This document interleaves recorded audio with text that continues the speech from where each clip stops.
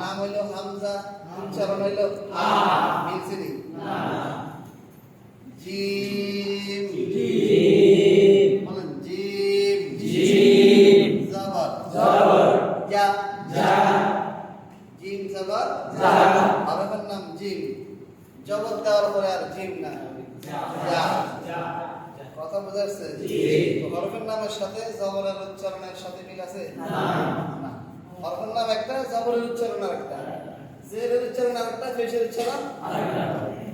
মানে হামজা জবর আ, জিম জবর জা, দাল জবর দা, অনেকে পড়ে জিম জবর জিম, দাল জবর দাল, জাল জবর জাল, বলে কি করে সে পড়তে হবে না, কথা জানি না।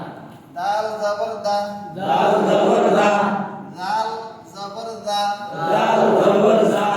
হরফের নাম দাল, ঠিক আছে, কিন্তু জবর দেওয়ার পরে আর দাল না, দা, দাল জবর উচ্চারণ কে বল?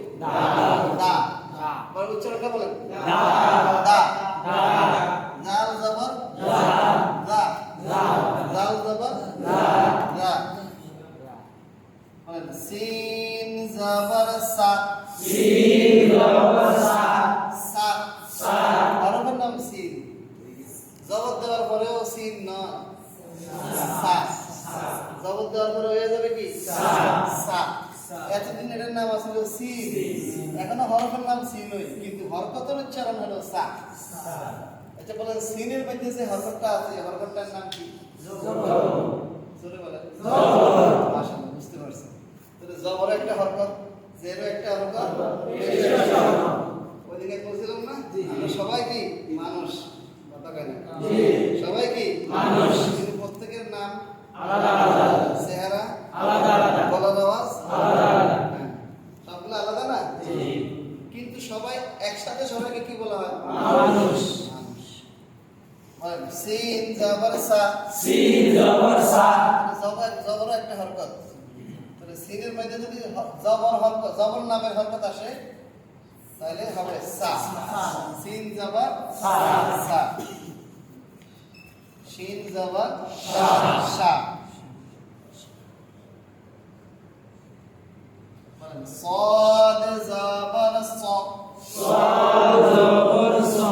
হরফের নাম সাদ, হরফের নাম কি? সাদ। জবর দেওয়ার পরে আর সাদ থাকবে না, স, জবর উচ্চারণ কি? স, এখানে যদি কেউ চ থাকলে চ না, স, এই আওয়াজ বাড়িতে শীষ বাড়িতে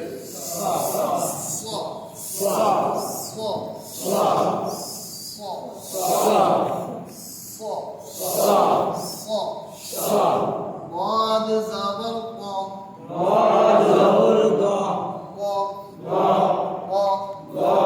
ضاد زبر ق،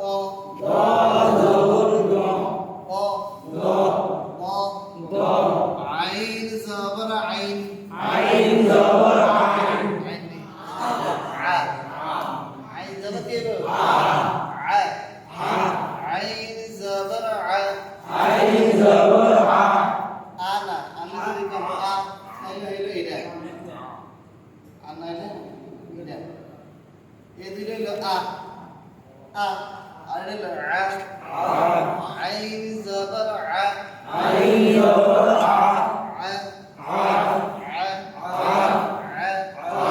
হলকের মধ্যখান এই জায়গাটা যাবে, আইন কোন জায়গা থেকে চলে না,